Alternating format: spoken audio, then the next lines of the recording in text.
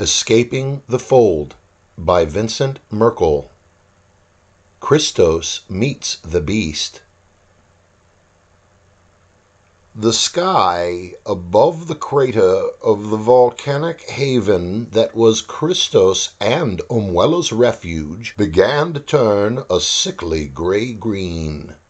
The clouds above pulsed with an angry rhythm. Claps of thunder rang out, and electrified bolts of lightning shot through the heavens. Any person standing inside the crater would only have an obscured view of the sky.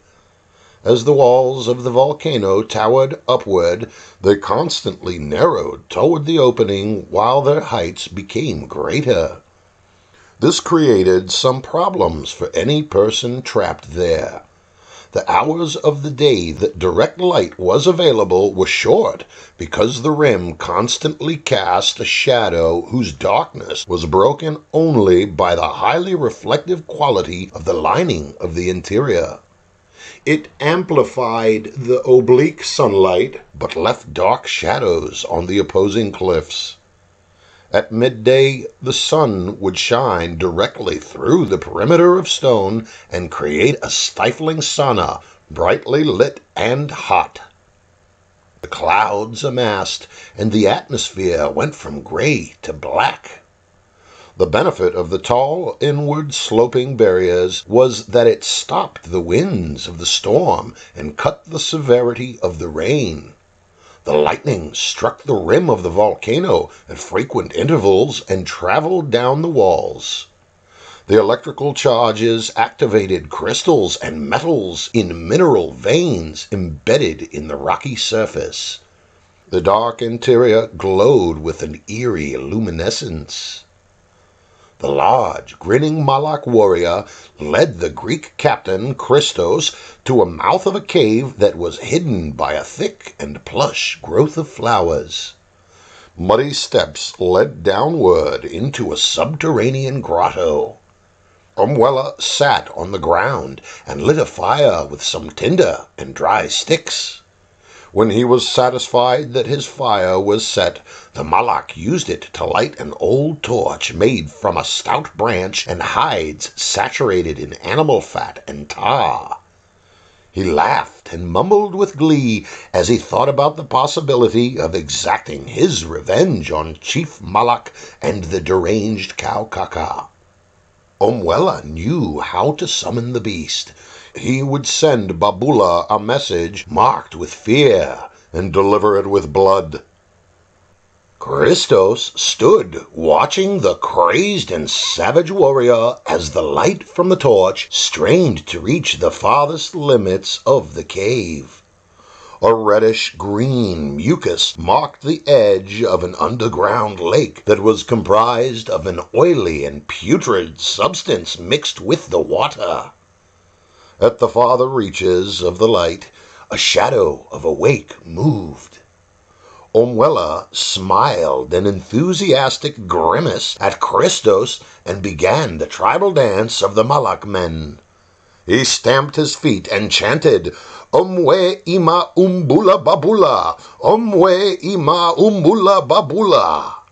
Umwela rested the torch in a divot in the soft ground and worked himself into a zealous frenzy. Sweat dripped from his brow as he feverishly contorted his body and jumped around the flickering torch. He held a flint knife in one hand and cut his arm so that the flailing limb cast off droplets of blood in every direction. He danced around the apprehensive Christos, who thought that Umwela was indeed mad from years of isolation. Umwela shrieked at Christos, much as the wily witch-doctor had shrieked at him when he was to be sacrificed to Babula. Christos stared stoically at the fevered dancer when the black hand armed with a razor-sharp flint shot out and cut the captain across the chin.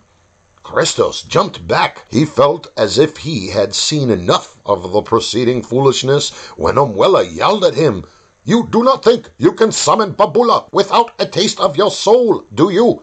What kind of weak demon are you?" Umwela laughed as he danced and cut his feet on shards of stone around the shore of the underground lake of putrescence. "Your magic is weak," he challenged Christos. The black native slashed at Christos again, who was ready for another attack, and grabbed the entranced dancer and threw him to the ground.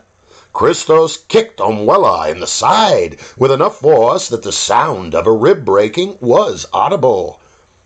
The captain grabbed the Malak by the scalp and clocked his head on a stone at the edge of the lake of mysterious substance. "You want to feed Babula blood, Umwella?" Christos asked the downed man. Umwella looked up, twisting his neck and eyes, and hoarsely begged, "Do not kill me, White Chief. A gift of blood is needed to bring the Great One." Christos picked up the flint shard from where the native had dropped it, and took Umwella's hand firmly in his, then sliced the native, so that a fresh spring of blood dripped into the water. "Let's give him a gift, then," Christos sneered as he moved away from the bleeding man. Umwella stood up, obviously crippled, and shouted at Christos, "He will taste my pain, but you must give him your blood. He does not know what you are made of, White Captain." The crazed, one-eared man laughed and shouted with a fanaticism only known to the truly faithful, "You must do it! You must do it! Look, White Captain, he will come!" Umwella pointed to the surface of the water. In the dark, dank, and foul stew that was the underground lake, there writhed a creature much like a ganglion of worms. Slowly, one thin tentacle emerged where Umwella's blood was shed. Christos lifted the flint to his arm and dug it in, lacerating a vein to feed the writhing thing in the water. The captain lifted his voice. "Come now, Babula. Come meet your true friend, Christos. I am not a weak Malak who knows nothing of war and the minds of men. Would you deny me a chance to honor you with the gifts that no other man can give you?" Christos watched as the thin and wispy cluster of worms disappeared beneath the slimy surface of the lake. The underwhelmed captain waited for a few moments and watched as the acrid smoke from the torch rose to the ceiling of the cave. "I can't believe I fell for your mumbo-jumbo voodoo. You know, Umwella, I think the bump on my head has affected my judgment. You are just some crazy shipwrecked idiot just like me. There is no Babula." Christos was about to beat the Malak with the shaft of his spear when Umwella cried out, "You are the fool! Look at the water! Listen!" From the far reaches of the cave came a slopping sound as the water level dropped a foot, then raised 2 feet and roiled again to its original depth. The far end of the grotto lit up with a faint blue light when a shock of electricity brightly defined the silhouette of the demon beast of the depths, and a thunderous slap of the serpent's tail sent water and ooze spraying onto the onlooking duo. I have no doubt that Christos was awed by the creature that he beheld. Who would not be? The dark and sinuous snake-headed appendages waved from the massive torso of Linnea the Babula. The 2 burning blue eyes jetted their rays toward the muddy shore in the unwholesome den. Where Linnea cast his gaze, worms in the water churned and swam, seeking the attention of the dark eel-headed monster. Umwella fell to his knees and hid his face in the muddy slime.